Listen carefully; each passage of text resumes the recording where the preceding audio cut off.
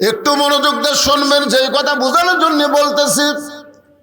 তারপরে এতগুলো মানুষ আমার সামনে বসে আপনারা শুনতে আইছেন। আল্লাহ বলেন শুধু শুনলে হবে না, সামিনা ওয়া তাআনা।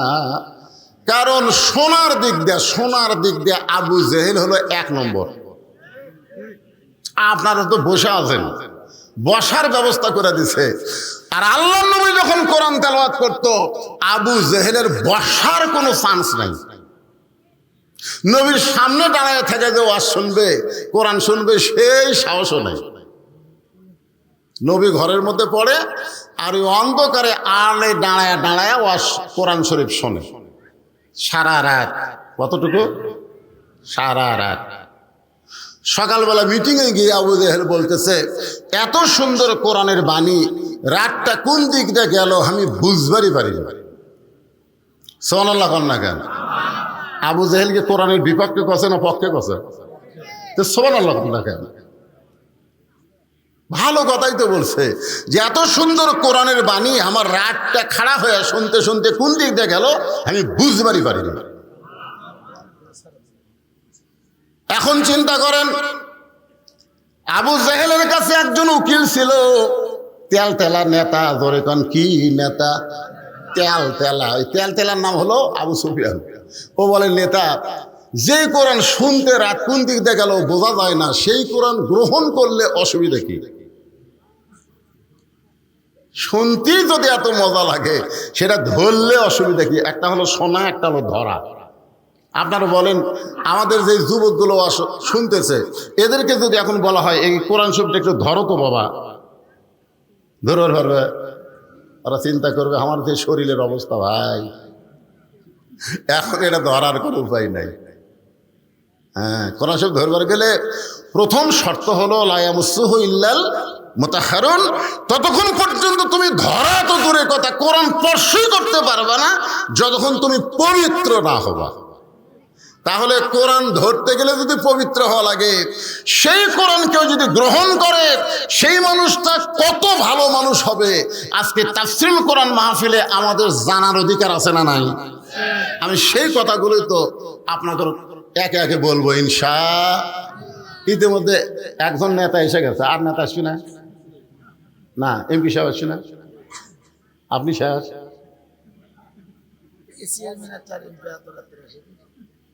না, শুনলাম যে, আচ্ছা ঠিক।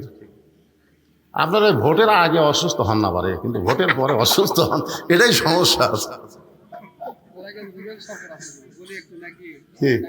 না, আমি সময় দিলাম তো, আমার খুব মহব্বতের মানুষ।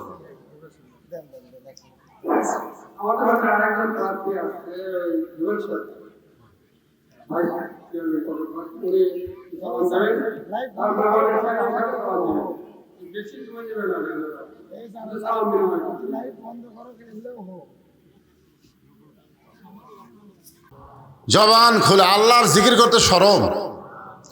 আল্লাহ রাসূল বলেন, কোন ব্যক্তি সারা জীবন যদি পাপ করে আর মৃত্যুর সময় যে জিকিরটা আপনারা করতেছেন, এই জিকিরটা যদি জবানের মধ্যে জারি থাকে, শুধু জিকির জবানে জারি থাকার কারণে আল্লাহ তার জীবনের সব গুনাহ মাফ করে দিবে।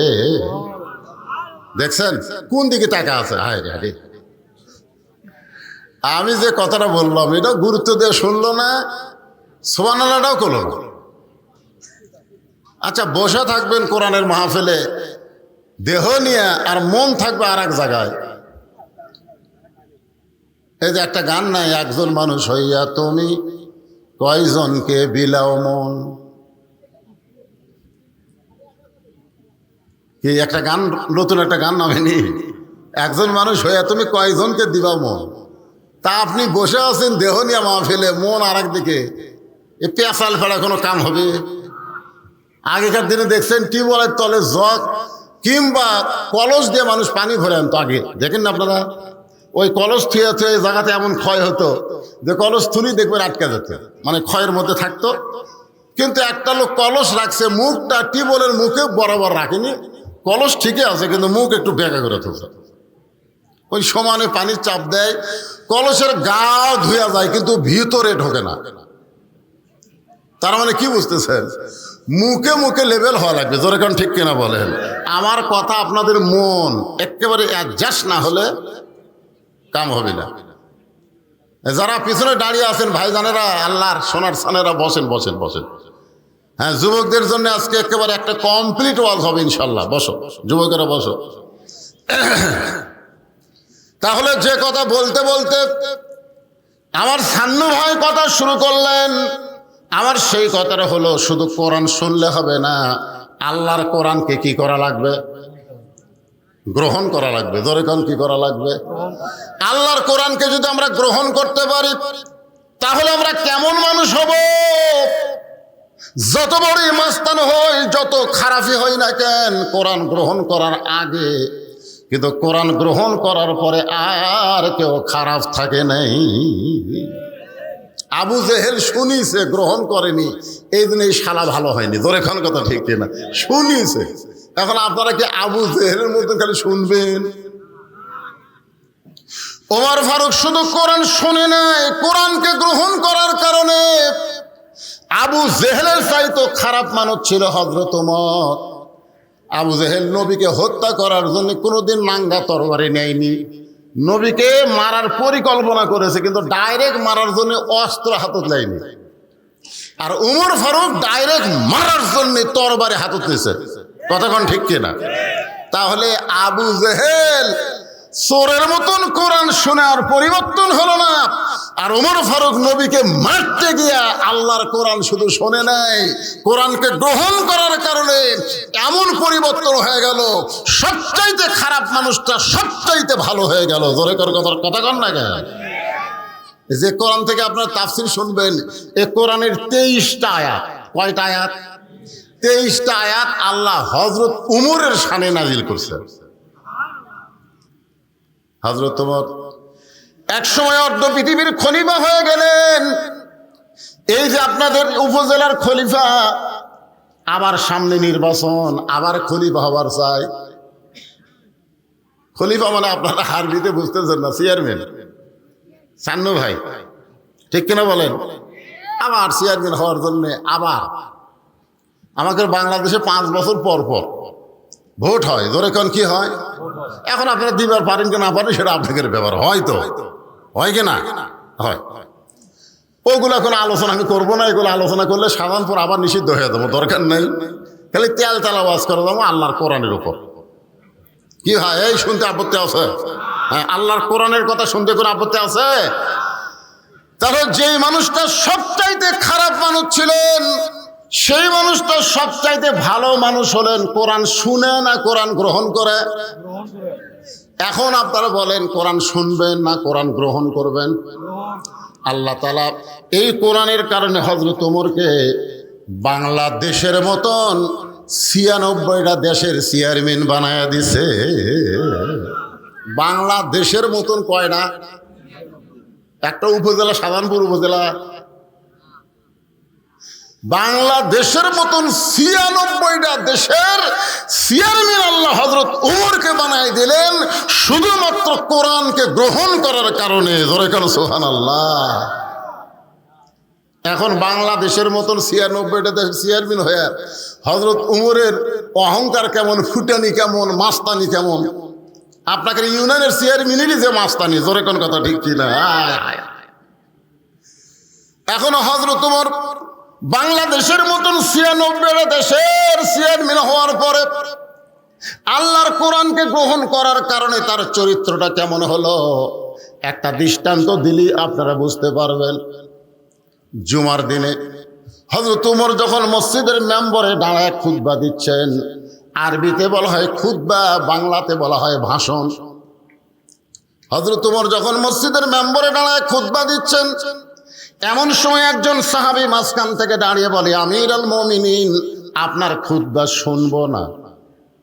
আপনার খুতবা শুনবো না। চিন্তা, এ কথা যদি কেউ আপনারা বলতেন,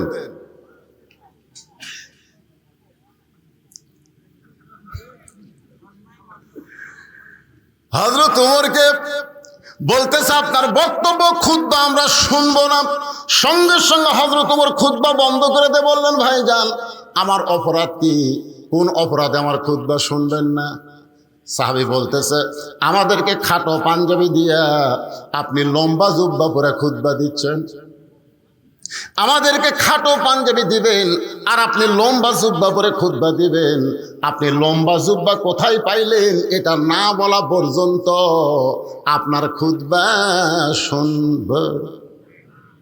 আগে ছিল আপনার মাটির বাড়ি কিংবা এই টিনশেড ইটার বাড়ি, আপনি নেতা হওয়ার পরে আপনার 3 তলা বিল্ডিং কেমনে হলো এটা না বলা পর্যন্ত আপনাকে আমরা ভোট দেব কইছেন না। দরকার কি? ওমর ফারুক চোখের পানি নিয়ে দাঁড়িয়ে আছেন, কোনো কথাই বলতে পারতেছেন না যে আমাদেরকে খাটো পাঞ্জাবি দিয়া আপনি লম্বা জুব্বা পরে খুতবা দিচ্ছেন, এই জুব্বা কোথায় পাইলেন, কেমনে লম্বা হলো, না বলা পর্যন্ত আপনার ওয়াজ শুনবো না। এমন সময় আব্দুল্লাহ ইবনে ওমর ফারুকের ছেলে 6 লক্ষ হাদিসের হাফেজ এবং 30 পারা কোরআনের হাফেজ। নেতার বেটা কি? নেতার বেটা হলো 6 লক্ষ হাদিসের হাফেজ, 30 পারা কোরআনের হাফেজ। আজকে বাংলাদেশের নেতাকে বেটারা কি? কোরআনের হাফেজ, হাদিসের হাফেজ। হায় হায়, আজকে নেতার বেটারা কোরআনের হাফেজ হাদিসের হাফেজ না হওয়ার কারণে আমাদের মতন সাধারণ গরিব মানুষের ছেলেরা যখন আলেম হয়ে বক্তব্য দিবার যায় তখন অনেক নেতারাই টুটি চাপা ধরবার চায়। জোরে কোন কথা ঠিক কিনা? কারণ আমাদের বাদশা ছাড়া তো নেতা লয়, আমরা গরিবের সন্তান, ফেতরা খেয়া মূল্য হছি। আর আমাদের নেতাগুলার সব বেটা ব্যারিস্টার হচ্ছে, ডাক্তার হচ্ছে, ইঞ্জিনিয়ার হচ্ছে। আপনি বলেন তো ডাক্তার, ইঞ্জিনিয়ার, ব্যারিস্টার খারাপ না? খারাপ না, কিন্তু আপনি বলেন তো দেহের অঙ্গ প্রত্যঙ্গ যাই থাক না কেন সেই অঙ্গ প্রত্যঙ্গের দাম বেশি না রুহুর দাম বেশি? আপনি বলেন তো আপনার হাত আছে, পা আছে, চোখ আছে, সবই আছে, কিন্তু রুহু নেই। আছে, দাম আছে। তার মানে কি হলো? বাংলা, ইংরেজি, অঙ্ক, বিজ্ঞান এগুলো সব দেহের অঙ্গ প্রত্যঙ্গ, আর কোরআন হলো রুহু। জোরে কোন কথা ঠিক কিনা? যার ভিতরে কোরআনের শিক্ষা নেই ও উজার ঘর। আজকে কোরআনের শিক্ষা না থাকার কারণে আমাদের মাস্তানি, আমাদের গুন্ডামি, আমাদের অহংকার বৃদ্ধি পাচ্ছে। জোরে কোন কথা ঠিক কিনা? 6 লক্ষ হাদিসের হাফেজ, 30 পারা কোরআনের হাফেজ। আব্দুল্লাহ ইবনে ওমর বাবার পাশে দাঁড়ায় বলতেছে, রে নবীর সাহাবীরা, তোমরা খাটো পাঞ্জাবি হলেও তো নতুন কাপড় পরে নামাজ পড়বার আইছো, কিন্তু আমার পরনে দেখো নতুন কোনো কাপড় নাই।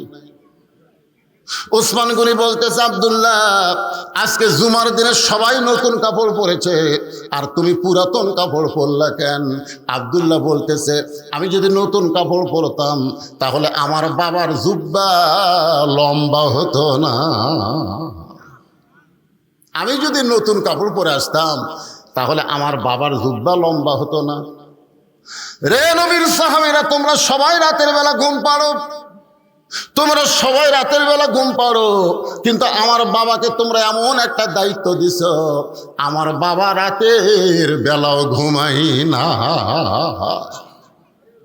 যতদিন হযরত ওমর খলিফা হন নাই ততদিন রাত্রে লাখ টাকা ঘুম পাড়ছে, কিন্তু যেদিন থেকে খলিফার দায়িত্ব পাইছেন সেদিন থেকে আর ঘুম আছে। আব্দুল্লাহ বলে, একদিন গভীর রাত্রে ঘুম থেকে চেতন পায় দেখি আমার মা দরজার কাছে দাঁড়িয়ে আছে। আমি বুঝি না, আমি মাকে বললাম, মা আপনি না ঘুমায় দরজার কাছে দাঁড়ায় আছেন কেন?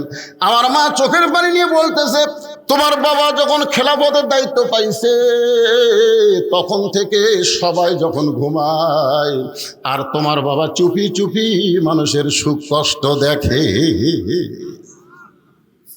সুবহানাল্লাহ, আসতে করলেন কেবারে। কোরআন গ্রহণ করলে নেতার চরিত্র কেমন হবে আর না করলে কেমন নেতা পাওয়া যাবে এটা জানার অধিকার আছে না নাই? জোরে কোন আছে না নাই? একটা সাধারণ মানুষ কিছুই করতে পারে না, একজন নেতা অনেক কিছুই করতে পারে। জোরে কোন কথা কন না? আজকে বাংলাদেশের প্রধানমন্ত্রী 564টা মসজিদ বানাচ্ছে, কারো কাছ থেকে 1 টাকা দান লিছে? এ কথা কন না কেন? ফেতরা তুলিছে? তাহলে প্রধানমন্ত্রী একজন নেতা ইচ্ছে করলে একই টাইমে 564টা মসজিদ বানাবার পারে। তিনি আবার ইচ্ছা করলে আল্লাহর কোরআনের আইন দিয়া নামাজ কায়েমের বিলটাও পাস করবার পারে। জোরে কোন কথা কন না কেন? খালি মসজিদ বানায় রাস্তার কাছে থুইয়া দিছে, তোরা চাইয়া থাকে দেখ। মসজিদ দেখার জন্যে আজকে আমার সঙ্গে আমার ভাস্তা মৌলানা আব্দুল সালাম যুক্ত দিয়েছে, মসজিদের মধ্যে বারবার বলতেছে এত সুন্দর মসজিদ বাড়ি দেখার মতন। হ্যাঁ, মসজিদ দেখার জন্যে কথা কন না কেন? তো বর্তমান প্রধানমন্ত্রী মসজিদ বানাবার পরে নামাজ কায়েমের বিল পাস করবার পারে না। এখন পারে কি পারে না? করে না কেন? আজকে যদি নামাজ কায়েমের বিল পাস হতো বাংলাদেশে, তাহলে আমাদের যুবকের হাতে 5G 6G মোবাইল থাকলে কোনো টেনশন করা লাগতো না। কারণ তারা অশ্লীল ভিডিও দেখবার গেলে নামাজ পড়ার কারণে তার ইমান বলে দিত, তোর কেউ না দেখলেও তোকে আল্লাহ দেখতেছে। জোরে কর কথা ঠিক কি না? কারণ আল্লাহ কোরআনে বলেছেন, ইন্নাস সালাতা তানহানিল ফাহশাই ওয়াল মুনকার, একমাত্র নামাজই পারে মানুষকে যাবতীয় খারাপি থেকে বাঁচায়া দিতে। খালি বুড়াগুলো সব নামাজ পড়ে, জোয়ানগুলো পড়ে না। জোয়ানগুলো পড়ে খালি জুম্মার দিন সবার শেষে আগে যায়। জোরে কোন ঠিক কি না? আসার সময় পুরানো স্যান্ডেল, যাওয়ার সময় নতুন স্যান্ডেল। ধরা পড়লে কয় বদল হচ্ছে ভাই। আল্লাহ কয় জুয়ান রে, যেই বয়সে তোমাকে 5 ওয়াক্ত নামাজ জামাতে পড়া লাগবে সেই বয়সে তুমি ফাঁকি মারতেছ, আর যখন তোমার চামড়া ঢিল হবে তুমি রুকু সিজদা ঠিক মতো করবার পারবা না, ওই সময় সিয়াল্লে মসজিদে বসে থাকা নামাজ পড়বা, তোমার নামাজ আল্লাহ লাগবে না। জোরে করে কথা কন না কে? যখন হচ্ছে চামড়া ঢিল তখন মারছে মিল, এখন যখন চামড়া টাইট তখন খালি কোনো মতে খালি 2 ঢিপ মারে মারি তো। হাসরের ময়দান আল্লাহ কি বলবে? আল্লাহ বলবে তোমার শৈশবকালের কোনো হিসাব দেওয়া লাগবে না, তোমার বুড়াকালের কোনো হিসাব দেওয়া লাগবে না, খালি যৌবনকালের হিসাব দিয়া জান্নাত যাও। এই যুবক, এই যৌবনকালে কয় ওয়াক্ত পড়িচ্ছা? একটু মনোযোগ দিয়ে শুনবেন। আব্দুল্লাহ বলতেছে, আমি আমার মাকে বললাম, মা আমার বাবা তাহলে কোথায় গেছে? বলে রাতের অন্ধকারে প্রতিদিন বের হয়ে যায়। বলে আপনি দরজায় দাঁড়িয়ে আছেন কেন?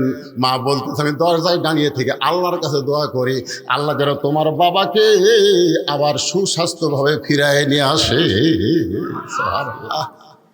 খালি নেতার কষ্ট নয়, নেতার বইয়েরও কষ্ট। নেতা ঘুরতেছে আর বউ নাক দেখে ঘুম পাড়তেছে। আমরা বক্তার আওয়াজ করি আর আমার বউ ডাক না দিলে উঠতে পারে না, আগেই মোবাইল করি, 2-3 বার কল বেঁধেও ধরে না। তবে আল্লাহর কি শান, 25শে ডিসেম্বর আমার মা মারা গেছে। 23 সালে 25 ডিসেম্বর মা মারা গেছে। আমি যতদিন ওয়াজ করে মা যে ঘরে ঘুমাই ওই ঘরে জানলা দিয়ে গেছি, খালি আমার জুতের শব্দেই মা বলে বাবা আমি চেতন আছি। কিন্তু সেই দরদের মা বিদায় নিছে। আপনাদের যাদের মা নাই তারা বুঝতেছেন। এখন আমার মাও নাই, বাপও নাই, এই দুনিয়াতে আর দয়া করার মতন কেউ নাই। আছে যেরকম আছে শ্বশুর আছে, টাটকা শ্বশুর আছে, শাশুড়ি আছে। বাবা যতদিন তার মেয়েকে আমি ভালোবাসবো ততক্ষণ ওরা আমার দয়া করবে। যেরকম কথা ঠিক কিনা? আমার বউ যদি একদিন কয় আপনার জামাই ঠিক মতো দেখতে পারে না, তখন তার শ্বশুর শাশুড়ি আমার পছন্দ করবি, এই শালা হুজুর কেউ লুচ্চারে। আরে বাবার মতন আপন বন্ধু নাই রে দুনিয়ায়, মায়ের মতন আপন কেহ নাই রে দুনিয়ায়, মা জননী নাই রে যাহার এই দুনিয়ায় তাহার কেহ নাই। এই গানটা গাইলে গুনাহ হবে না? সবাই বলেন মায়ের মতন আপন কেহ নাই রে দুনিয়ায়। ওমর ফারুক রাতের অন্ধকারে ঘুরতে ঘুরতে হঠাৎ দেখতে পাই মদিনার মরুভূমির মধ্যে তাঁবু টাঙ্গানো হয়েছে। ওই তাঁবুর মধ্যে 2টা বাচ্চা ক্ষুধার জ্বালায় মা মা বলে কাঁদতেছে, আর মা খালি বলতেছে একটু ধৈর্য ধরো, গোস্ত সিদ্ধ হলেই তোমাদের খাবার দেব। ওমর ফারুক চিন্তায় পড়ে গেলেন। এই মরুভূমির মধ্যে মেয়ের কণ্ঠে শোনা যায় দুইটা বাচ্চা মা মা বলে কাঁদতেছে। ওমর ফারুক যেদিন থেকে খলিফার দায়িত্ব পাইছে সেদিন থেকে ঘোষণা করেছে, ফোরাতের কিনারায় যদি একটা কুত্তা না খায় মরে, এ কারণেও আল্লাহ ওমরকে ছাড় দিবে না। দায়িত্ব আছে না নাই? জোরে কেন আছে না নাই? এখন আমরা অনেকে ইচ্ছা করে এরকম দায়িত্ব নিবার চাই। ভাই রে, দায়িত্ব খালি নিতে হবে না, দায়িত্ব পালন করা লাগবে। জোরে কোন ঠিক কিনা? ওমর ফারুক তাবুর কাছে গিয়ে বললেন, মা তুমি কেমন মা? দুম্বার গোস্ত সিদ্ধ করলে বড় জোর 8 ঘন্টা লাগতে পারে, উটের গোস্ত সিদ্ধ করলে বড় জোর 1 ঘন্টা লাগতে পারে।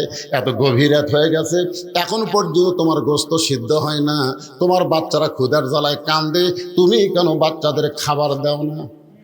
মেয়েটা বলে, পথিক আমার বাড়ি হলো ইয়ামিন দেশে।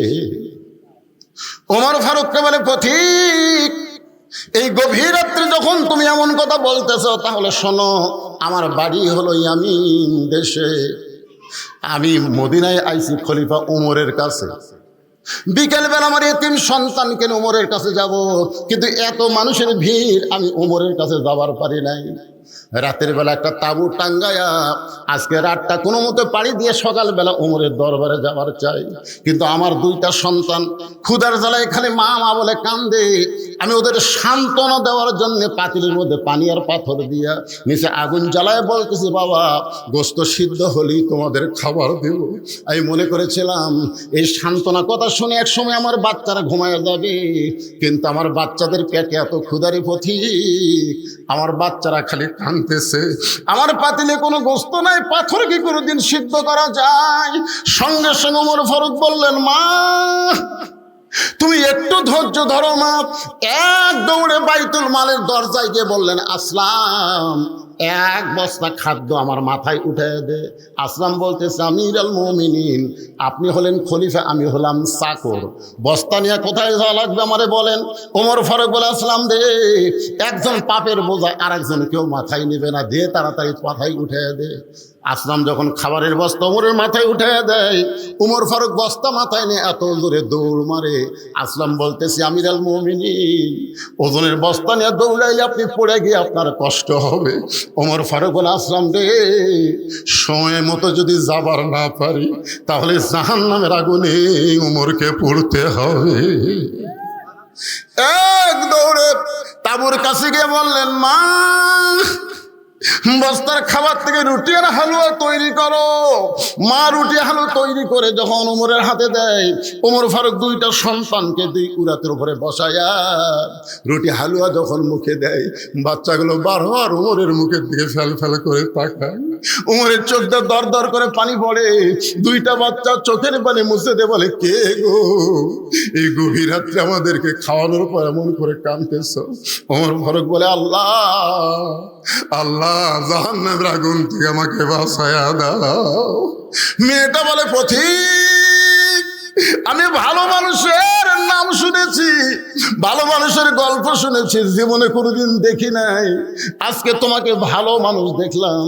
আল্লাহ ওমরকে না বানায় খলিফা, তোমার যদি খলিফা বানাইতো মদিনা আল্লাহর জান্নাত হয়ে যেত।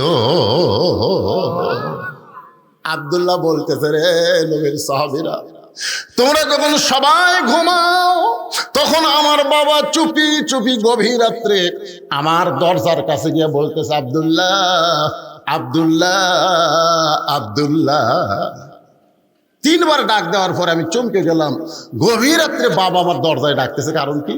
দরজা খুলে তাকায় দেখি বাবার হাতে একটা কাপড়। আমি খুশি হয়ে বললাম, বাবা নেতার বেটা হওয়ার মধ্যে লাভ আছে। নেতার বেটা হওয়ার মধ্যে কি আছে? বাইতুল মাল থেকে আমার একটা কাপড় দিছে, আবার রাত্রে বেলা আমাকে আর একটা দিবে রাখছেন। বিকন নেতার বেটার একটা মোশন আছে না নাই? কথা কর না কেন? আগে সাইকেল চলাতো, এখন R15 চলায়, মোশন নাই। বাইতুল মাল থেকে আমার একটা কাপড় দিছে, আবার গভীর রাত্রে আমাকে আর একটা দিবার আইছেন। সঙ্গে সঙ্গে ওমর ফারুক আল্লাহর কোরআন থেকে তেলাওয়াত করলেন, ইন্নাল্লাহা ইয়ামুরুকুম আন তুআদ্দুল আমানাতি ইলা আহলিহা ওয়া ইযা হাকামতুম বাইনান নাস আন তাহকুমু বিল আদল। আল্লাহ আকবার কন্যা খায়। আমি কার আয়াত পেলাম? এই কার আয়াত? কোরআনের আয়াত। আল্লাহ কি বলতেছেন? ইন্নামাল মুমিনুনা আল্লাযীনা ইযা যুকিরাল্লাহু ওয়াজিলাত কুলুবুহুম ওয়া ইযা তুলিয়াত আলাইহিম আয়াতুহু যাদাতুহুম ঈমানাও ওয়া আলা রাব্বিহিম ইয়াতাওয়াক্কালুন। আচ্ছা, মাইকের সাউন্ড কি আপনারা ঠিক মতো শুনতে পাচ্ছেন? হ্যাঁ না, আপনাকে আমি তো বহু ওয়াজ করছি। ওয়াজের বয়স আমার 39 বছর। ওয়াজ করে করে আমি অভিজ্ঞ হয়ে গেছি। তো আপনাকে যেরকম আমার কথার রিপ্লে আসার কথাটা আসতেছে না, আমার কথাকে ঠিক মতো বুঝতে পারতেছেন না। কথা কয় না রে, যাচ্ছে দুই সামনে মাথা ঢোকায় না কি ভাই, বোঝা যাচ্ছে না? এই যে মুরব্বী আলের উপর বসে আছে নাকি, আমি দেখি ওই দিক তাকা আছে। কেরে বক্তা যদিও কালো হয়, চেয়ারের দিকে তাকায় থাকলে বোঝেন বা না বোঝেন, আল্লাহ সগীরও কেন মাফ করে দিবে।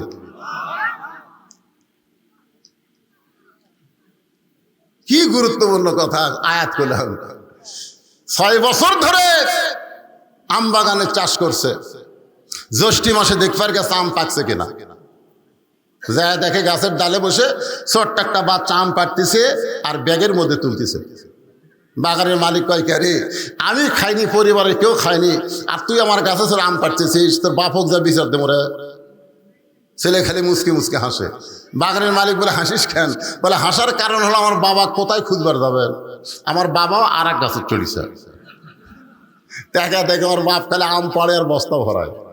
গাছের নিচে বসে কান্দের, বলে, আল্লাহ বিচার দিমু কার কাছে? বেটাও চোর, বাপও চোর।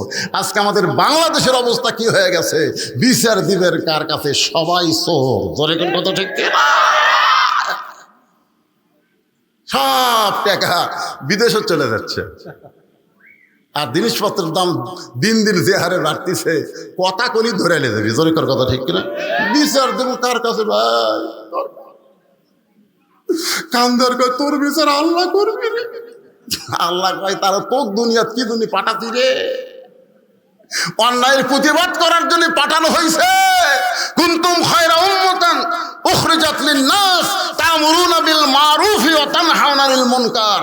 তোমরা হলো শ্রেষ্ঠ জাত, শ্রেষ্ঠ উম্মত, যারা হক পথে মানুষকে আদেশ করবে, দাওয়াত দিবে, আর বাতিলের বিরুদ্ধে জিহাদ করবে। জোরে কোন কথা ঠিক কথা কম না? সবই যদি আল্লাহ করে, তাহলে ফিলিস্তিনি মুসলমান বাইতুল আকসার জন্য জীবন দিচ্ছে কেন? কথা কন।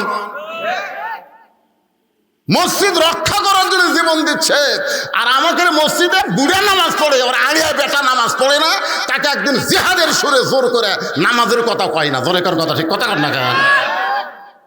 ওরা মসজিদ রক্ষা করবে, ইহুদি যেন দখল না করে জীবন দিচ্ছে, আর বুড়া নামাজ পড়তেছে, আর আলিয়া খালি ঘুরে বেড়ায়। আর এক নামাজের কথা বলার কথা কোরআনে আছে না নাই? জোরে কোন আছে না নাই? জিহাদের সুরে বলা লাগবে। এই কি না না না, বেটাকে এরকম বলা লাগবে কি? আমি বাপ নামাজ পড়ি, তুই নামাজ পড়িস না। ফজর নামাজ থেকে যদি নামাজ না ধরিস, আমার বাড়ির তোর জায়গা হবি না। আমি কষ্ট করে কামাই করি, খালি খালি খাস, আর আইয়ার মতন ঘুরে বেড়াস। আল্লাহ নবী বলেছেন, কথা দিয়ে যদি না হয়, ওর পাশার কাপড় খুলে চাবুক মারো। শালা নামাজ পড়িস না। করছেন কোনদিন? করছেন? যে ভারত আমাকে বাবরি মসজিদ ভাঙ্গা দিল, 400 বছরের পুরাতন মসজিদ ভাঙ্গা ওই জায়গাটা রাম মন্দির বানালো ভারত। আপনারা বলেন তো, ভারতে কি মসজিদ বানানোর মন্দির বানানোর জায়গা নাই? কতক্ষণ আছে না নাই? তাহলে বাবরি মসজিদ ভাঙ্গা ওই জায়গাতে মন্দির বানালো, তার মানে ভারত কি বুঝালো? ভারত আমাদের শত্রু না বন্ধু? জোরে কোন, শত্রু না বন্ধু? তাহলে সেই ভারতের স্টার জলসা জি বাংলা আপনার বউ দেখে, আপনার করার কিছুই নাই। কথা না কেন? আপনি মুসলমানের বাচ্চা, আপনার ঘরে ভারতের চ্যানেল চলার কারণে হিন্দুকে পূজার মধ্যে হরি হরি লোলো বাসতেছে, আপনার করার কিছু নাই। খালি সরকারের বিরুদ্ধে যুদ্ধ করে না, বেটার বিরুদ্ধে, বইয়ের বিরুদ্ধে। আপনার একটা মেয়ে আছে 17 বছরের, হাইল পরে পরিমণির মতন ঘুরে বেড়ায়, আপনার করার কিছু নাই? কি করেন?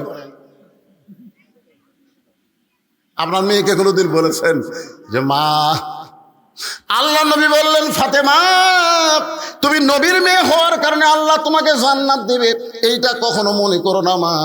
জান্নাতে যদি যাবার চাও তাহলে জান্নাতের আমল করে তোমাকে জান্নাতে যেতে হবে। ফাতেমা বলতেছে বাবা আমি মনে করেছিলাম আপনি আল্লাহর বিশ্ব নবী, আর আপনার মেয়ে হওয়ার কারণে আল্লাহ হয়তো আলাদা একটা কি আলাদা একটা সুযোগ। দেখেন নবীর মেয়ে বলতেছে আপনি বিশ্ব নবী আর আপনার মেয়ে, আল্লাহ আমাকে আলাদা একটা সুযোগ দিবি না? আল্লাহ রাসূল বলেন ফাতেমা জান্নাতে যদি যাবার চাও জান্নাতের আমল করে জান্নাতে যেতে হবে। ফাতেমা বললেন বাবা তাহলে জান্নাতের আমল কি? আল্লাহ রাসূল বললেন নামাজ, রোজা, বিয়ে হলে স্বামীর কথা মতো চলা, আর সতীত্বের হেফাজত, পর্দা করা। ফাতেমা নামাজ সবসময় পড়া লাগবে না, 24 ঘন্টায় 5 বার পড়লে হবে। রোজা সবসময় করা লাগবে না, সারা বছরে 1 মাস রোজা থাকলে হবে। স্বামীর খেদমত সবসময় করা লাগবে না, বিয়ে হওয়ার পরে স্বামীর খেদমত করা লাগবে। বিয়ের আগে কোনো খেদমত নাই, জোরে কোন কথা ঠিক কি না? আর হামাকের শালাশালিগুলো পার করতে বিয়ের আগে 14 ফেব্রুয়ারি পালন করে, জোরে কোন কথা ঠিক কি না?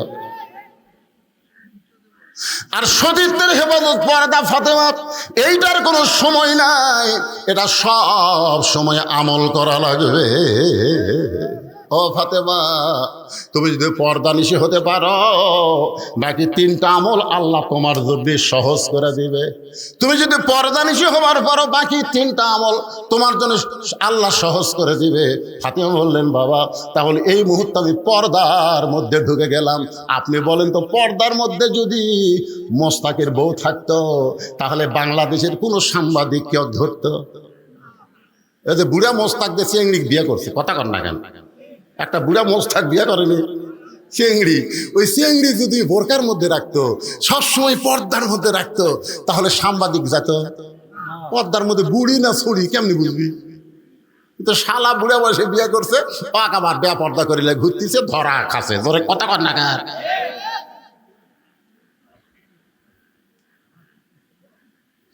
মেয়ে মানুষেরা পর্দার মধ্যে থাকতে হবে। হুকুমকার যখন হুকুমকার অকরনা ফি বুয়ুতিকুন্না ওয়ালা তাবাররাজনা তাবাররুজাল জাহিলিয়াতিল উলা। আব্দুল্লাহ বলতেছে রে নবীর সাহাবীরা, আমার বাবা রাগ করে বলতেছে আব্দুল্লাহ একটা কাপড় বাইতুল মাল থেকে পাইছিস, আর একটা কাপড় আমি তোমাকে দিবার আইছি, এই বিশ্বাস তোমার কেমনে হইল? আব্দুল্লাহ বলে বাবা তাহলে গভীর রাত্রে এই কাপড় নিয়ে দাঁড়ানোর কারণ কি? ওমর ফারুক বলে বেটা রে এই কাপড় আমার ভাগে পড়ছে বাবা, এই কাপড় পরে আমি যদি আগামীকাল খুতবা দেই, এত ছোট কাপড় পরে খুতবা কেমনে দেব? এই গভীর রাত্রে তোর কাছে আইছি বাজান, আমি দুনিয়ার কারো কাছে যাবার পারবো না, তোর কাছে বলতেছি তোর কাপড়টা একটু আমাকে দান করে দে বাবা। তোর কাপড় আমার কাপড় একত্র করে আমি একটা লম্বা জুব্বা বানায়া সেই জুব্বা পরে খুতবা দেবার চাই। আব্দুল্লাহ বলে আমার নতুন কাপড়টুকু আমার বাবাকে দান করার কারণে বাবার কাপড় আমার কাপড় একত্র করে বাবা লম্বা জুব্বা বানায়া খুতবা দেয়। এখন বলো খুতবা শোনা যায় কি না যায়? সমস্ত সাহাবীরা চিল্লায় বলতেছে আল্লাহর কোরআনকে গ্রহণ করলে, কোরআন অনুযায়ী আমল করলে এমন নেতায় মানুষ পেয়ে যায়। কেমন নেতা? আমরা যারা ওয়াজ শুনতেছি, আমরা আল্লাহর কোরআনকে গ্রহণ করলে আল্লাহ আমাদের ভাগ্যে ভালো নেতা দিবে। কথা কন না, কথা কন না কেন? এইভাবে মরে দেখেন, আল্লাহ বলেছে মুসলমানের ঘরে খালি জন্ম নিলেই হবে না, লা তামুতুন্না ইল্লা ওয়া আনতুম মুসলিমুন, যতক্ষণ মুসলমান না হবি ততক্ষণ মরিস না। ধরে কোন কথা ঠিক কিনা? মুসলমান হয়ে যদি মরতে চাই তাহলে আল্লাহর কোরআনকে গ্রহণ করার দরকার আছে না নাই? আমার মায়েরা অনেকেই পর্দার অন্তরে বসে আছেন। আমি আমার মায়েদের জন্য সামান্য ওয়াজ করার পরে আবার ফিরে আসতেছি। আল্লাহর প্রশংসা করার কারণ হলো যে কোরআন থেকে আপনার তাফসির শুনবেন, যে আয়াতটা আপনাদের সামনে আমি তেলাওয়াত করেছি এই আয়াতের উপরে একটু তাফসির করবো, শুনবেন না ভাই? আয়াতটা কি? যারা আলেম ওলামা তারা বুঝতেছেন, আমি আয়াতটা আর একবার পড়ি, আপনারা একটু শোনেন, শুনলেও সওয়াব আছে, আছে না নাই? ওয়াইজা কুরিয়াল কোরআন ফাসতামিউ লাহু আনসিতু লাআল্লাকুম তুরহামুন। এমন একটা কিতাব আল্লাহ যেটা শুনলেও সওয়াব। চুপ থেকে যদি আপনারা শোনেন যে কি বলতেছে, ইন্নামাল মুমিনুনা আল্লাযীনা ইযা যুকিরাল্লাহু ওয়াজিলাত কুলুবুহুম ওয়া ইযা তুলিয়াত আলাইহিম আয়াতুহু জাদাতুহুম ঈমানাও ওয়া আলা রাব্বিহিম ইয়াতাওয়াক্কালুন।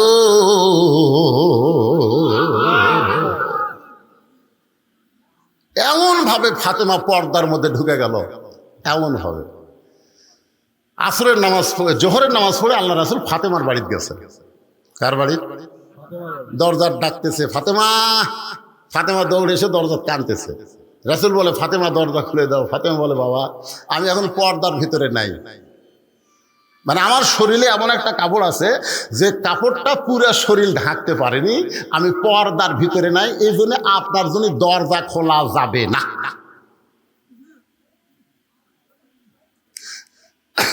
আল্লাহ রাসূল চলে গেলেন। আসরের নামাজের পরে নবীর মন আর সহ্য করতেছে না, নবী আবার ফিরে আসলেন। এসে বললেন, ফাতেমা একটু দরজা খোলো। ফাতেমা বলতেছে, বাবা আপনার কি ধৈর্য নাই? আমার পরনে এমন একটা কাপড় আছে যে উপর দিকে ঢাক পারে গেলে নিচের দিকে বার হয়, নিচে ঢাকলে উপর ঠিক মতো ঢাকে না। এইরকম অবস্থায় বাবার জন্যও দরজা খুলতে আমি শরম পাই। সঙ্গে সঙ্গে আল্লাহর নবী এক টানে গায়ের চাদর খুলে বললেন, ফাতেমা জানলার কাছে আয়। ফাতেমা যখন জানলার কাছে, নবী চাদরটা দিয়ে বললেন, মা এই চাদরটা দিয়ে তোর শরীর ঢাইকা তোর বাবার জন্য দরজা খুলে দে। ফাতেমা বাবার জন্য দরজা খুলে দিল। নবী তাকায় দেখে ফাতেমা এমন একটা ঘোমটা টানছে, ফাতেমার মুখটা পর্যন্ত দেখা যায় না। রাসূল বললেন, ফাতেমা কয়েকজন ব্যক্তির কাছে পর্দা করা লাগবে না, তার মধ্যে একটা হলো তোমার বাবা। এইভাবে মুখ ঢেকে আছো, তোমার মুখটাও যে আমি দেখতে পাই না। ফাতেমা বলতেছে, বাবা আমার মুখটা দেখলে আপনার বড় কষ্ট হবে, বাবা আপনি আমার মুখটা দেখেন না। রাসূল বলে, মা তোর মুখটা না দেখলে শান্তি পাইনি, একটু দেখতে চাই। সঙ্গে সঙ্গে ফাতেমা যখন ঘোমটা একটু টান দেয়, রাসূল তাকায় দেখে ফাতেমার চোখের নিচে কালিমা পড়ে গেছে। আল্লাহ নবী বলে, ফাতেমা তোর চোখের তলে মনে হয় তুই সুরমা দিয়েছিস মা। ফাতেমা বলে, বাবা এমন একটা গরিব আলীর সঙ্গে আমার বিয়ে দিছেন, ঠিক মতো সংসার চালাবার পারে না, আজ কয়েকদিন হলে আমার খাবার নাই, আমার পরনের ঠিক মতো কাপড় নাই, আপনার চাদর উপরে আপনার জন্য দরজা খুলতে হয়। রাসূল বললেন, ফাতেমা বাল তুসিরুনাল হায়াতাদ দুনিয়া ওয়াল আখিরাতু খায়রু ওয়া আবকা। এই তুচ্ছ দুনিয়ার মোহে পাগল হইও না, তুমি এইভাবে কষ্ট করে স্বামীর সংসার করো পর্দার ভিতরে, আল্লাহ তোমার জন্য আখিরাত সুন্দর করে সাজায়া দিবে। 33 বার সুবহানাল্লাহ, 33 বার আলহামদুলিল্লাহ, 34 বার আল্লাহু আকবার আমল করো। দুনিয়া বেশি দিনের জন্য না, দুনিয়া ছাড়াই লাগবে। জোরে কোন কথা ঠিক কি না? আপনারা বলেন তো, ফাতেমা কি বেশি দিন দুনিয়াতে ছিলেন? খুব বেশি দিন ছিলেন না। আল্লাহ রাসূল দুনিয়া থেকে বিদায় নেওয়ার মাত্র 6 মাস। মাত্র কয় মাস? হ্যাঁ, রাসূল যখন দুনিয়া থেকে চলে যাবেন তখন ফাতেমা এত কান্দে, কান্না থেকে আল্লাহ নবী বলেন, মা তুই এরকম কান্দিস কেন? ফাতেমা বলে, বাবা আপনি দুনিয়া থেকে চলে গেলে আমার কি হবে, আমার কি হবে বাবা? আল্লাহ রাসূল বলেন, তোর কানটা আমার মুখের কাছে দে। যেই কানটা মুখের কাছে দেয়, রাসূল বলেন, ফাতেমা আমি দুনিয়া থেকে বিদায় নেওয়ার পর সর্বপ্রথম আমার আত্মীয়র ভিতরে, আপনজনের ভিতরে তোর সঙ্গেই আমার দেখা হবে। ফাতেমার সেই হাসি। মা আয়েশা খালি বারবার বলে যে, আল্লাহ নবী আপনাকে কি বললো? আপনি যে কান্দা কান্দিছিলেন কি বললো? এইটা শোনার পর আপনি হাসলেন। ফাতেমা বললেন, গোপন কথা, এটা আপনাকে বলা যাবে না। রাসূল দুনিয়া থেকে যাওয়ার 6 মাস পরে গভীর রাত্রে ফাতেমা হযরত আলীকে বুকের মধ্যে নিয়ে বলে, স্বামী গো, আল্লাহ পাক আমার দোয়া কবুল করছে। সুবহানাল্লাহ বলেন। তা আলী বলতেছে, দোয়া যদি কবুল করে তো কান্দো কেন? আপনারা বলেন তো, দোয়া কবুল হওয়া কি কান্দা না খুশি? কথা কান, খুশি না কান্দা? আলী বলতেছে ফাতেমা কি দোয়া আল্লাহ কবুল করছে? ফাতেমা বলতেছে আল্লাহ পর্দার মধ্যে আমার মৃত্যু দিবে, পর্দার মধ্যে আমার মৃত্যু। তো ফেরেশতারা বলতেছে আল্লাহ 5 কাপড় দিয়ে আবার লাশটাও চাদর দিয়ে ঢাকা রাখছে। এই মেয়েটা মাজরা মধ্যপাড়ার সবাই চিনে, প্রত্যেক বাড়ির সবাই চিনে। মরার পরে এমন পর্দা করার কারণ কি? আল্লাহ বলতেছে ওই দেশের নাম বাংলাদেশ রে, ওই দেশের মেয়েরা বাঁচলে না মানলেও মরার পরে পর্দা করে রে। আপনারা বলেন তো, মেয়ে মানুষ মরার পরে পর্দা না জীবিত অবস্থায় পর্দা? আমার মায়েরা যারা ওয়াজ শুনতেছেন, মা মরার পরে 5 কাপড় দিয়ে 50 কাপড় দিয়েও কাম হবে না, যেত অবস্থায় যদি পর্দা না করেন। আর এই পর্দাটা করা লাগবে কখন? দাদি না লাতনি? আমাকে এলাকাত কোনটা বেশি করে? দাদি না করে না বেশি? দাদি কয় মরা লাগবি ভাই, মরা লাগবি ভাই। মানে বুড়ি হাসে দিতে বোরকা গাও, একটা বুড়াও পর্যন্ত বুড়ির দিকে তাকে না, আর সেই বুড়ি বোরকা গাও দিয়েছে। একটা যুবতীর দিকে কিন্তু একটা বুড়াও সুযোগ পেলে তাকায়, তাকায় না ভাই? তাকায় না? তাকায়, বুড়াও তাকায়। কারণ যুবতী সবার চোখতি পড়ে। 50 বছর আমের গাছের গোড়াত বেড়া দিচ্ছে। কে ভাই বেড়া কেন দিচ্ছেন? গরু ছাগল যদি খায় ভাই, সতর্ক থাকা ভালো। আপনারা বলেন তো 50 বছর আমের গাছের দিকে গরু ছাগল ঘৃণা করে তাকাবি, আর সেটাত মারতেছে বেড়া। সবাই বলতে বেড়া যদি দিবার চাচ্ছ, লক লকা পাতা বাড়াছে ওর গাছে গাও বেড়াতে যা। আমি বলতেছি বুড়ি দাদির নানির জন্য বোরকা পরা লাগবে না, যুবতীর জন্য বোরকা পরা লাগবে। জোরে কোন কথা ঠিক না? আজকে আমার মায়ের একটু মনোযোগ দিয়ে শুনবেন। আলী বলে ফাতেমা আল্লাহ তোমার দোয়া কবুল করেছে, তাহলে কান্দার কারণ কি? ফাতেমা বলে স্বামী গো, কান্দার কারণ হলো আজকে গভীর রাত্রে ফাতেমার মৃত্যু হবে। যেই কইছে গভীর রাত্রে ফাতেমার মৃত্যু হবে, গাছের গোড়া কাটলে গাছটা যেমন ঠাস করে পড়ে যায়, হযরত আলী তেমনি পড়ে গেলেন ঘরের মাজায়। মা ফাতেমা মুচকি মুচকি হাসতেছে, স্বামীর এরকম পড়া দেখে বউটা মুচকি মুচকি হাসতেছে। আপনারা বলেন তো গভীর রাত্রে কে মারা যাবে, আলী না ফাতেমা? কথা কয় না, কে মারা যাবে? তাহলে হাসতেছে কে? ফাতেমা। আর কাঁদতেছে কে? আলী। কান্না দেখে ফাতেমা মুচকি মুচকি হেসে বলে আমি জানি আপনি হলেন পৃথিবীর সবচাইতে বড় আলেম, আমি জানি আপনি হলেন পৃথিবীর সবচাইতে বড় বীর। যা সাকারাতুল মাউত হাক্কুন, যত সত্য আছে তার মধ্যে একটা সত্য হলো মরা লাগবেই। জোরে কোন কথা ঠিক কি না? আপনি যত সত্য আছে সব সত্য কিন্তু হিন্দুরা বিশ্বাস করে না, সব সত্য কিন্তু খ্রিস্টানরা বিশ্বাস করে না, কিন্তু হিন্দু বৌদ্ধ খ্রিস্টান ইহুদি সবাই বিশ্বাস করে মরা লাগবেই। কিন্তু আমাদের বাংলাদেশের কতগুলা বিশ্বাস করে না। তাহলে চাষটাল গল্প করতেছে উমুকের ফাঁসি হলো, উমুকের ফাঁসি হলো, লব উল্টে খায়। কে রে শয়তান, তোর যে মৃত্যু হবি রে, ফাঁসির তারিখ আছে রে শয়তান, মরার কোনো তারিখ নাই। কথা কর না কেন, কথা কর না কেন? অপরের ফাঁসি নিয়ে চিন্তা করো, তোমার মরা নিয়ে তুমি একবারও চিন্তা করো না। আলীর কান্না থেকে ফাতেমা হাসতেছে আর বলতেছে আমি জানি আপনি হলেন পৃথিবীর সবচাইতে বড় আলেম। আপনারা বলেন তো আল্লাহর নবী যখন, তখন শিক্ষামন্ত্রীর নাম কি? হযরত আলী। আজকে এটা ক্লিয়ার হয়ে যায়। নবী যখন রাষ্ট্রপতি মদিনার ছিলেন, ওই সময় শিক্ষামন্ত্রীর নাম কি? জোরে কর না কেন, শিক্ষামন্ত্রীর নাম কি? হযরত আবু বকর যখন মদিনার খলিফা হলেন, ওই সময় শিক্ষামন্ত্রী হযরত আলী। হযরত উমর যখন মদিনার খলিফা, ওই সময় শিক্ষামন্ত্রী হযরত আলী। জোরে কোন সুবহানাল্লাহ। এইরকম জ্ঞানী মানুষকে শিক্ষামন্ত্রী করা লাগে ভাই। আজকে আমাদের বাংলাদেশের শিক্ষামন্ত্রী কে? কে? দরকার হলে শুক্রবারও স্কুল খোলা থাকবে। জোরে কোন কথা ঠিক না? শিক্ষামন্ত্রী। শিক্ষার নৈতিকতা না থাকলে আমাদের সন্তানগুলো আর মানুষের চরিত্র রাখবে না, ওদের চরিত্র হবে জানোয়ারের চরিত্র। জোরে কর কথা ঠিক না? প্রাইমারির ক্লাস শুয়ে পড়ে ব্যাগ কান্দতে খাড়া হয়ে পেশাব করে। আমি বললাম কে রে বেটা, এই বসে থাকে কর।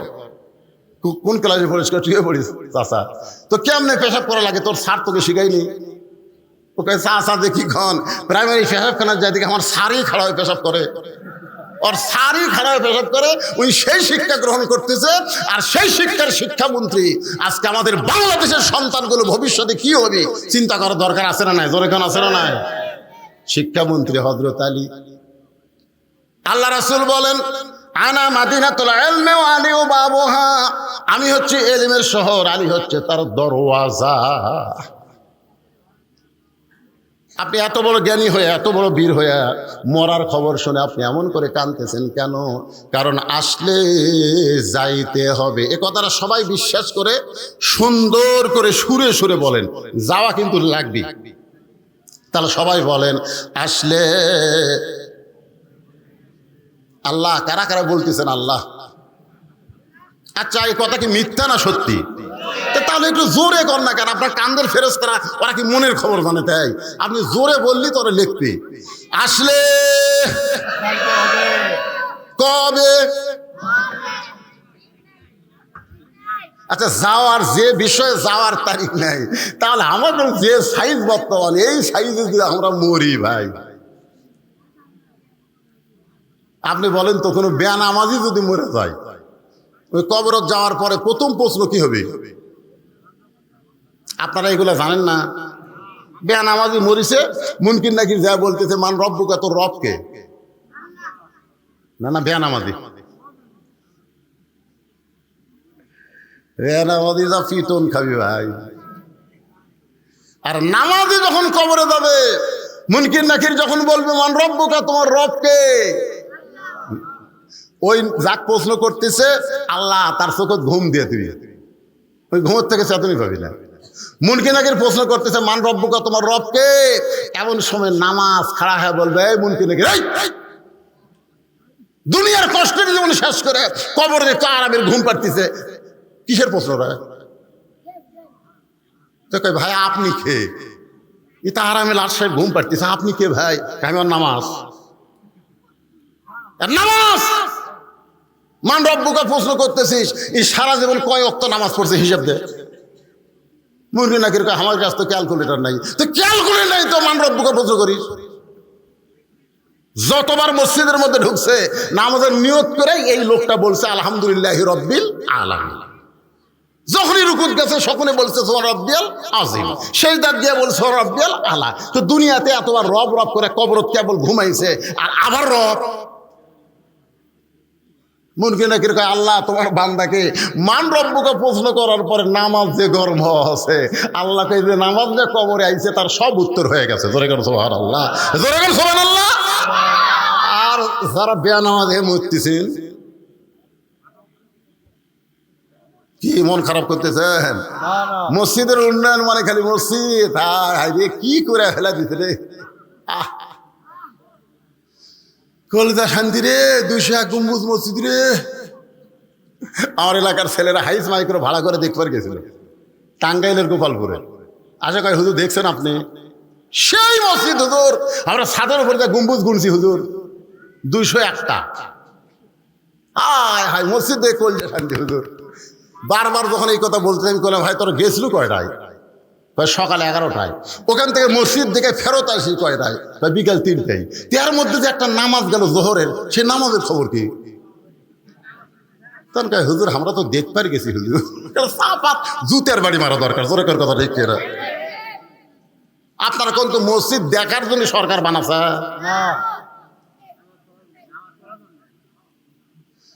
তাহলে মসজিদের উন্নয়ন মানে মসজিদকে সুন্দর করে সাইজ করা না, মসজিদের উন্নয়ন হলো মুসল্লি কালেকশন। জোরে কোন কথা ঠিক না?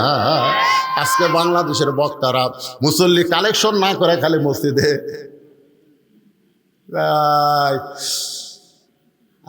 এসি করা লাগতেছে হুজুর, ফ্যান দেওয়ার হচ্ছে না। কি করা লাগতেছে? কথা কয় না কেন? এসি করা লাগতেছে। যখন কমিটির সমস্ত লোক বসে মসজিদে এসি কেনার চিন্তা করতেছে, এমন সময় মুয়াজ্জিন সাহেব আর ইমাম সাহেবের মন খারাপ। তখন সবাই বলে ইমাম সাহেব, মুয়াজ্জিন সাহেব আপনাদের মন খারাপ কেন? বলে ভাই রে, ইমাম সাহেব বলতেছে আমার ঘরও তো একটা ফ্যান আছে, ইমামের একটা ঘর আছে, ঘরে তো একটা পুরাতন ফ্যান দিছে ভাই, ঘুম হয় না, বিয়ারিং খারাপ। জোরে কোন কি খারাপ? গত বছর যে বেতন আছিল, আগা বছরও যে বেতন আছিল, এই বছর সব জিনিসের দাম 3 গুণ হয়ে গেছে, বেতন বাড়ায়নি। বেতন চালে কই এসি আগে কিনা লাগবে, তারপরে বেতন। আপনারা বলেন তো, আগে মসজিদের ইমামের বেতন বাড়ানো দরকার না এসি কেনা দরকার? কোনটা দরকার? আপনারা হক কথা কর না কেন? কোনটা দরকার? আপনি তো বইয়ের গলা ধরে ঘুম পাড়েন। আসসালাতু খায়রুম মিনান নাওম কে কই রে? আজকে মুয়াজ্জিনের বেতন যদি বর্তমান বাজার মূল্যে দিবার না পারেন, যতই নামাজ পড়েন একটা নামাজও কবুল হবে না, একটা নামাজও কবুল হবে না। জানেন 5 ওয়াক্ত যে ইমাম নামাজ পড়ায়, বর্তমান বাজার মূল্যে যদি বেতন দিবার না পারেন, মসজিদ খালি এত ঢপ করে লাভ হবে না। আল্লাহ হাউড়া ভাঙ্গি পিটে তোর কোন কথা ঠিক না? ভালো ইমাম নিয়ে আসেন, ভালো খতিব নিয়ে আসেন, ভালো মুয়াজ্জিন নিয়ে আসেন। আমাকে এলাকার এক মুয়াজ্জিন আযান দিবার গেলে কুত্তে আসে লোক মাঝে, মানে যে মুয়াজ্জিন আযান ধরে কুত্তে জানলার কাছে মুয়াজ্জিন আযান দেয়, কুত্তে এত গরম কেন? আমি একদিন মুয়াজ্জিনকে বললাম, কে ভাই কি? খুবই সমস্যা হুজুর, এই আযান দিবার আসলে কুত্তে আসে লোকমা দেয় করে। আমি বললাম, মুয়াজ্জিন তুমি জানো তোমার দাম কত? বলে, হুজুর আমার দাম কেমন? আমি তখন কোরআন থেকে একটা আয়াত তেলাওয়াত করলাম, ওয়ামান আহসানু কওলাম মিম্মান দাআ ইলাল্লাহ ওয়া আমিলা সলিহান ওয়া ক্বালা ইন্নানি মিনাল মুসলিমিন। মুয়াজ্জিন কয়, হুজুর এই আয়াতটা আল্লাহ কি আমার জন্য নাযিল করছে? আমি বললাম, যারা আল্লাহ রাস্তায় দাওয়াত দেয় সবচাইতে বড় দাওয়াত হলো আযান দেওয়া, তার সাথে উত্তম ব্যক্তি আর কেউ নাই। কিন্তু যে ব্যক্তি দাওয়াত দিবে সে দাওয়াত অনুযায়ী তাকে আমল করা লাগবে। ও মুয়াজ্জিন সাহেব, কুত্তা করার কারণ হলো, তুমি সত্যি করে বলো তো, তুমি তো মসজিদে আযান দাও, তোমার ছেলেমেয়েরা কি নামাজ পড়ে? মুয়াজ্জিন বলতে, হুজুর আমার দুটো আইডিয়া আছে হুজুর, এই শালা আইডিয়ার আছে এতই পাই না। আমি বলি, এই জন্য কুত্তে এসে লোকমা দেয় যে মুয়াজ্জিন আগে তোর বেটাক চেতন করে তারপরে মসজিদে আয়। জোরে কোন কথা ঠিক কিনা? মুয়াজ্জিন মানে আমরা সবাই মুয়াজ্জিন। এক মুয়াজ্জিন মসজিদে আযান দেয়, আর প্রত্যেকটা বাড়ির বাবা তার সন্তানের বলা লাগবে। হয়তো মুয়াজ্জিনের আযানের চেতন পাবি না, কারণ আর্জেন্টিনার খেলা দেখে 3টা পর্যন্ত। জোরে কোন কয়টা পর্যন্ত? 3টা পর্যন্ত খেলা দেখে, আমার চোখত ঘুম নাই। যেই মাত্র খেলা শেষ হয়ে গেছে, ওই এমন ঘুম দিছে ভাই, শীতকালে হচ্ছে খেলা। ওই খেলার সময় যখন মুয়াজ্জিন ফজর আযান দেয়, এই আযান শুনে আপনার ছেলে বিরক্ত হয়ে ওই ল্যাপটা মাথার উপর দেয়। ল্যাপটা যখন মাথার উপর দেয় তখন পাও তো বার হবে, ওই পাও টানা না বুকের সঙ্গে জাপটা ধরে থাকে। আপনি বাবা জানলাতে তাকায় দেখতেছেন, ল্যাপের মধ্যে মনে হয় চাউলের বস্তা ঢাকা থোছে, মাথাও নাই পাও নেই। আমার পাটা গেল কোথায়? 3টা পর্যন্ত হইচই করে খেলা দেখলো, আর আজানের সময় পাটা কুটি রে বিলাই যেমন ইন্দুর ধরে, বাপটা চুপ চুপ করে পাঠার কাছে গেছে, যাইয়া যেই ল্যাপ টান দিছে ভাই,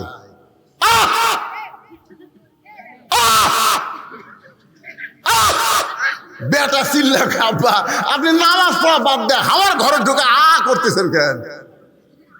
করার কারণ হলো তোর সাইজ আর সকাল হলে সাইজ থেকে কুত্তের সাইজ একই সাইজ রে, তোর বেটা না কুত্তের রে। আপনি বেটা কুত্তা করছেন আব্বা, শয়তান। 3টা পর্যন্ত খেলা দেখিস, মেসি কিভাবে পাস করে গোল করে ওইটা তুই কবার পারিস, নেইমার কি করে গোল করলো সেইটা কবার পারিস, আর শালার বেটা শালা মসজিদের আযান দেয় তুই চাতুর মাস লাগে। এই এই সুটটা গুলো বেশি পাগলা হয়ে গেছে, ভালো করে শোন।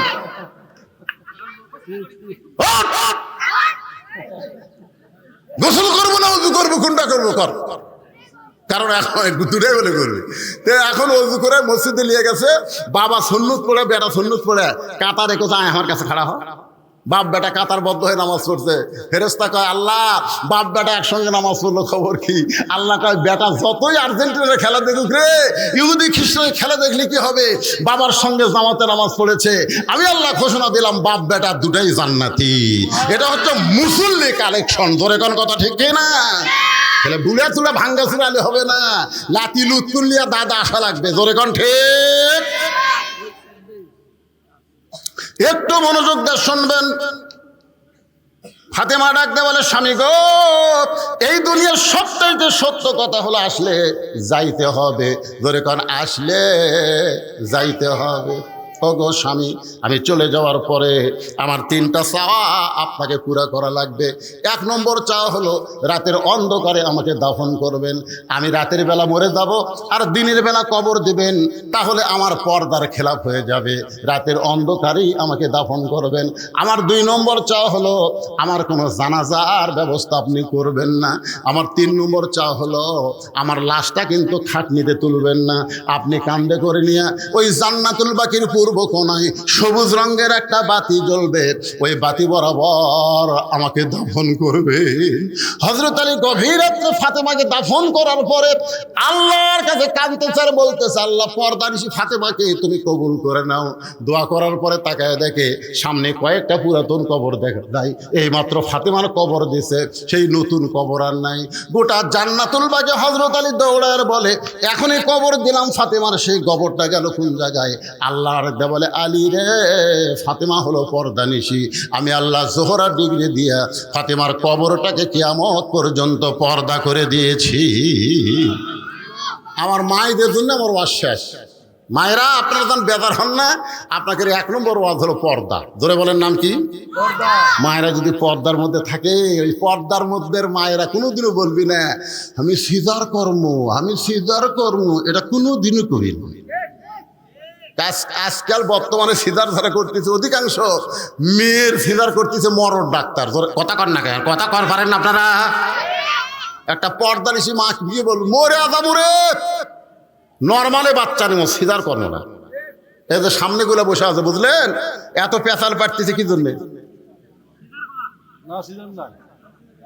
না না, সবগুলা লয় আছে সিজার, বুঝলেন আপনি?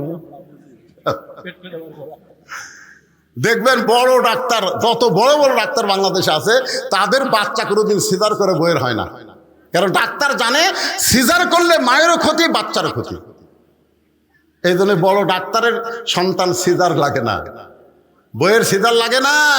2 নম্বর হচ্ছে মৌলানাদের বাড়িতে কোনোদিন মিলাদ হয় না, ওরা পরের বাড়িতে পড়ায়, নিজেদের বাড়িতে হয় না। আর 3 নম্বর হলো পীরের বউ কোনোদিন মুরিদ হয় না, কারণ পীরের বউ জানে আমার পীর মাঝে মধ্যে মুরিদের বইয়ের দিকে চোখ মারে, এই শয়তান হাতে কে মুরিদ হবে? আপনি খোঁজলে দেখবেন একটা পীরের বউ মুরিদ হয় না। তাহলে কয়টা কথা বললাম? 1 নম্বর কথা হলো ডাক্তারের বইয়ের সিজার লাগে না। সিজার করলে সন্তান হওয়ার আগেই সন্তানকে পেট কেটে বার করে। ওই সন্তান দুনিয়াতে আসার পরে যখন কান্দাকান্দি করে, দোয়া দরুদ দেওয়ার কান্না থামে না, মোবাইল চালু করে কান্না থামান লাগে, জোরে কোন ঠিক না? ওই খাবার বোঝা খায় না, মোবাইল চালু করে দিলে তারপরে খায়। এরা হলো সিজার করা, জোরে কোন কি করা? এই সিজার করবে না পর্দানিশী মা। আমার মায়েরা যারা পর্দায় আছেন গো, নরমালে বাচ্চা নেবেন, কি বলবো প্রসবের কথা, মা বিনে সেই ব্যথা কেউ তো বুঝিবে না মাজন, ঠিকিয়া সন্তানের দায় অকালে মা মারা যায়, কেন সে মায়ের ভক্তি করবানা। এখন চলে আসি আমরা যে আয়াতে কারিমা তেলাওয়াত করলাম। আল্লাহ বলতেছেন মুমিন কারা, মুমিন কারা, ইন্নামাল মুমিনুনা আল্লাযীনা, মুমিন কারা? পাইকারি হারে সবাই কিন্তু মুমিন না।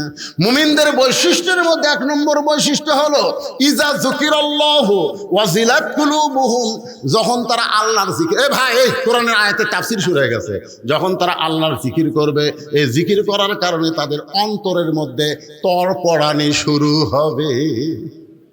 বর্তমানে জিকির করলে শরীর কাঁপে না অন্তর কাঁপে? আপনাকে এলাকার জাকের বাটি নাই? এখানে আল্লাহ কি বলতেছেন? ওয়াজিলাত কুলুবুহুম, এমন একটা জিকির আল্লাহর কোরআন, যেই জিকিরে অন্তরের মধ্যে প্রশান্তি হয়, অন্তরের মধ্যে তড়পড়ানি হয়। আর এখন বাংলাদেশের জাকের পাটি জিকির করতেছে, আবার দয়াল বাবার দরবারেতে কেউ ফিরে না খালি হাতে, মারতেছে না, মনে হয় ইয়া টানতেছে। আয় হায়, আবার 2-1টা পীর সাহেবের এলাকা ইয়া দেখলাম, জিকির করতে করতে মুড়ি দৌড়ে যায়, পীর ওপারে ফেলে দেয়। খালি ন্যাংগটি পড়া না থাকলে পীর ন্যাংটা হয়ে যেত, তোর এখন কথা ঠিক কিনা? হায় হায়, আবার 2-1টা দিকে জিকিরের ঠেলার ভাইরে এরকম খুঁটি বয়া বয়া সামিয়ানার উপর চলে যাচ্ছে। আয় হায়, আল্লাহ বলতেছেন ইজা যুকিরাল্লাহু ওয়াজিলাত কুলুবুহুম, কোরআন এমন একটা জিকির যে জিকিরের কারণে তোমার অন্তরে প্রশান্তি তরপড়ানো শুরু হবে।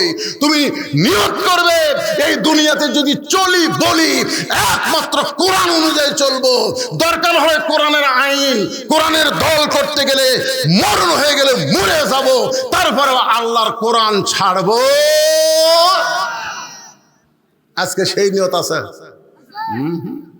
আল্লাহ রাসূল বলেছেন মান সাআলাল্লাহু তাআলা, এই হাদিসটা ভালো করে শোনেন, মান সাআলাল্লাহু তাআলা আশ-শাহাদাতা বিসিদকিন বাল্লাগাহুল্লাহু মানাজিলাশ শুহাদা ওয়া মাতা আলা ফিরাশিহি, রাওয়াহুল বুখারী কিতাবুল মাগাজি। এই কোরআনের দল কোরআনের আন্দোলন করে আর নিয়ত করে বাংলাদেশে কোনো একদিন কোরআনের আইন দিয়ে চলবে, এই নিয়তে ইসলামে আন্দোলন করে। তাদের নিয়ত আছে আজ না হোক আগামীকালে একদিন না একদিন বাংলাদেশে কলেমার পতাকা পথ পথ করে উড়বে। এই নিয়তে যারা দল করে কার? আল্লাহ বলতেছে ওই মাতা আলা ফিরাশিহি, সে যদি নিজের বিছনায়ও মরে যায় বাল্লাগাহুল্লাহু মানাজিলাশ শুহাদা, এই কোরআনের আন্দোলন করার কারণে হাসরের ময়দানে আল্লাহ তাদেরকে শহীদদের কাতারে দাঁড় করায় দিবে। ওয়াইযা তুলিয়াত আলাইহিম আয়াতুহু যাদাতুহুম ঈমানান, এই কোরআনের আলোচনা শুনলে তাদের ঈমান বেড়ে যাবে। তাদের ঈমানটা বলবে আমরা দুনিয়াতে থাকার জন্য আসি নাই, যাওয়ার জন্যে। ভাই শোনেন, আমি বেশি রাত করবো না, তো গরমের দিন তাড়াতাড়ি শেষ করবো, একটু মনোযোগ দিয়ে শেষ কথাগুলো না শুনতে বুঝতে পারবেন না। আপনারা বলেন তো, যেখানে থাকতে পারবো না সেটার দিকে আমাকে নজর বেশি, না যেখানে যাওয়া লাগবে সেদিকে আমাকে নজর বেশি? নজর বেশি। আপনি খেলে এইরকম এখন বলে কি দেখতে তোর ভাই, 5 তলার ভিত দিছি রে, 3 তলা হচ্ছে ভাই, 4 তলার জন্য রড বার করে থুছি। এইদিকে হয়ে দেখলে এই কান্দের ফেরেস্তা ব্যবহার হয়, আর এই দিকে হয়ে দেখলে এই ব্যবহার হয়। রে কি দেখিস রে, আমাকে লাগতিস রে, ঠাসি লাগতিস রে, কে রে ঘাড় কাজ করে ওপর দিকে কি দেখিস রে পাগলা, ওপর দিকে না দেখা নিচের দিকে তাকা দেখি, নিচের দিকে নিচের দিকে। আপনার বলেন তো বাংলাদেশের দোতলা কোনোদিন কবর দেখছেন? দোতলা কবর কথা কর না কেন? দোতলা কবর পৃথিবীতে আছে। আমি শ্রেষ্ঠ 2টা গোরস্থানে বারবার গেছি, একটা হলো জান্নাতুল বাকি, একটা জান্নাতুল মাওয়া, যেখানে প্রতিদিন মানুষ মারা যাচ্ছে, দাফন হচ্ছে, তারপরেও 2 তলা 3 তলা 4 তলা করেনি। তাহলে যেখানে যাওয়ার পরে 50,000 বছর কমপক্ষে থাকা লাগবে, সেটাই 1 তলা রে, তাও 19 তলা। আর আমরা 19 তলা গ্যারেজ করছি, 19 তলা গ্যারেজ। তুই কোন তলা থাকিস? 5 তলা। 1.5 লাখ টাকার খাট, 12,000 টাকার কম্বল, পৌষ মাসে ওরে তামানে দিয়ে কয় আমার বাড়ি আমার ঘর, আমাকে নামাইকে। কান্দের ফেরেস্তা বলতেছে আল্লাহ বলা লাগবে আল্লাহুম্মা বিসমিকা আমুতু ওয়া আহইয়া, আমুতু আহইয়া না কয় কি করলো, আমার বাড়ি ঘর আমাকে নামাইকে। আল্লাহ কিছু ঠিক আছে থাক। রাত 3টার সময় একটা ভূমিকম্প, ধরে কোন কি কম্প, 40 সেকেন্ডের ভাইরে, 40 সেকেন্ড, খালি 2বার বিল্ডিং খালি কাঁপা উঠছে। ওই এত ফোর্সে নামছে, আর ল্যাপের মধ্যে লুঙ্গি খুলে আছে, ওটা ওই পরারই টাইম পাই, ওই ন্যাংটা হয়ে নামছে। ধরে কোন কি হয়ে নামছে? তো ফেরেশতারা বলতেছে আল্লাহ নামাইলা, তাই বলে ন্যাংটা করে নামালা। আল্লাহ কয় জনগণ যখন নামাবার পারবি না, আমার নামান হলো ন্যাংটা করে। জোরে কোন কথা, ঠিক কথা কন না কেন? আপনারা কি বলতেছেন? উঠছে দেখে আল্লাহর নামাবি না, কথা কন না কেন? নামাবি না।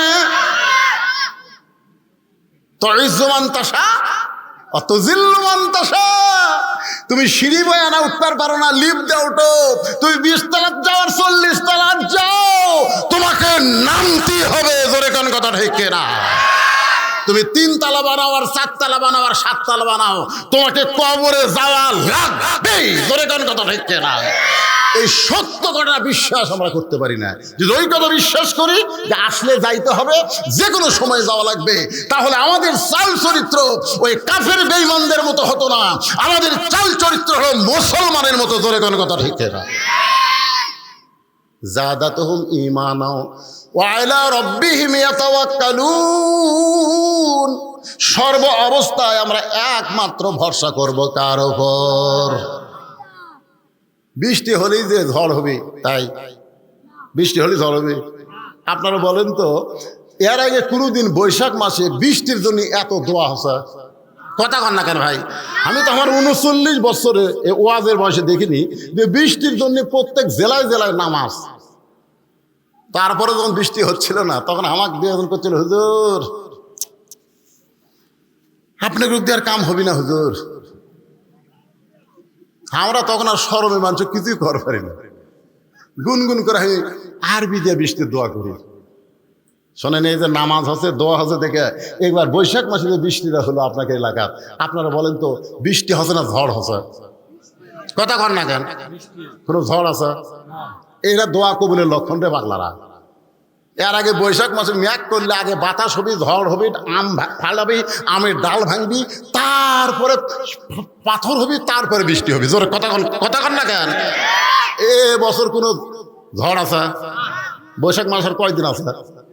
আমি মনে করেন সেদিন মহাস্থানে যে কামটা হলো, বুঝলেন, ও বৈশাখের শেষ বৃহস্পতিবার, আমি সেই রাত্রে ওয়াজ করি, আল্লাহ আজকের রাত তো মহাস্থানে সেই কাম হচ্ছে, আমি সিরাজগঞ্জে ওয়াজ করতেছি, আল্লাহ দেখ, আল্লাহ আল্লাহ তুমি গজব দেখ না আল্লাহ। হাই হাই, শুনলাম কয়েক মন বলে গাঁজা খাসে রে। সুলতান বলকি মহীশূর পরশুরামের বিরুদ্ধে যুদ্ধ করে আল্লাহর দিন প্রতিষ্ঠা করলো, আর মহীশূরের পাটাগুলা যায় এখন কি করতেছে? গাঁজা খায়, গাঁজা খায়। আল্লাহ তারপর আমাদেরকে ঝড় দেয়নি, আমাদেরকে কোনো গজব দেয়নি। আজকে শুকরিয়া তান আল্লাহর ঘর মসজিদে আপনাদের কাছে রুমাল যাবে, ব্যাগ যাবে। শুকরিয়া তান যে কোনো বিপদ আপদ মুসিবত আল্লাহ দেয় না। সদকাতু তারুদ্দুল বালা, দান সদকা করলে আল্লাহ বালা মুসিবতকে দূর করে দেয়। এই জন্য আপনাদের কাছে রুমাল এবং ব্যাগ যাবে। মন খুশি করে যার যা ইচ্ছা আল্লাহর ঘরে আপনারা দান করবেন। রাজি আছেন? আপনাদের কাছে ব্যাগ গেলে, রুমাল গেলে কারা কারা একটা টাকাও দিবেন না? আছে কেন? সবাই দিবেন? মাশাআল্লাহ। তাহলে এই ব্যাগ পার্টিরা তোমরা ভিতরে যাও, আর এখানে 1000, 2000, 5000, 10,000 কেউ যতক্ষণ ব্যাগ আদায় করতে সময় লাগবে ঠিক ওই সময় পর্যন্ত আমি টেবিল আদায় করব। আর আপনারা যারা উঠবেন না 10 টাকা, 20 টাকা, 50, 100 দিবেন, আপনার কাছে ব্যাগ যাবে, ইনশাল্লাহ আপনারা দিয়ে দিবেন আল্লাহর রাস্তায়। ব্যাগ আলার ভাইদেরকে বলতেছি আর দেরি করো না, ভিতরে নেমে যাও। আর আপনাদের মধ্যে কেউ যদি থাকে মসজিদ কমিটির সভাপতি, সেক্রেটারি, কেশিয়ার সদস্য, তারা যদি কয় না হুজুর আমরা ব্যাগের মধ্যে আসলে তারকে দান ব্যাগের মধ্যে মানাবেও না, আমি তাদেরকে তেজের উপরে ডাকতেছি। বেশি বিরক্ত করা যাবে না, কারণ দীর্ঘ সময় এখন বাজতেছে 12টা 10। আমি উঠছি 10টা-10:15, এখন বাজতেছে 12টা 10। দীর্ঘ সময় আলোচনা করার পর, আদায়ের পরে আমার বাকি কথাটা বলে আপনাদের নিয়ে আমি আল্লাহর কাছে মোনাজাত করতে চাই। ভাইজান, ও মুরব্বী ওঠেন না বাবা, এখন উঠে গেলে বসেন বসেন। তাবারকা আছে? মাশাআল্লাহ, আপনাদের জন্য তাবারকের ব্যবস্থা আছে। মাশাআল্লাহ, হ্যাঁ তাবারকের ব্যবস্থা আছে। এই ব্যাগ পাঠিয়ে নামে না কেন? এই কামটা তো তাড়াতাড়ি করা লাগবে। নামছে? হ্যাঁ, কিসের ব্যাগ নিছে এটা রে? আচ্ছা আচ্ছা, ঠিক আছে, লাও দেন দেন, সবাই দেন। আর এখানে আরো 2 জন অতিথি এসেছেন, 3 জন, আরো 3 জন এসেছেন। তারা কোথায়? আচ্ছা, আমাদের সামনে আপনাদের নির্বাচন আছে, তো এই জন্য অতিথিগুলোকে কিছু বেশি কিছু না, তারা শুধু সালাম বিনিময় করবেন। 3 জন অতিথি এসেছেন, তারা এই ফাঁকে কিছু কথা বলুক, আপনারা শোনেন, আর এই ব্যাগের মধ্যে দিয়ে দেন। আর টেজে যদি কেউ আপনারা দেন, হ্যাঁ টেজে যদি আপনারা কেউ দেন 10,000, 20,000, 5,000, 1,000, 2,000, তাহলে নিয়ে আসেন। আপনারা তো আদায় করছেন ইনশাল্লাহ। তারপরও যদি কেউ বাকি থাকে যে না আমরা হুজুর হাতে দেবো মসজিদের জন্য, তাহলে এখানে এসে দিতে পারেন। আসসালামু আলাইকুম ওয়া রাহমাতুল্লাহ। মাইক চালু করে দেন।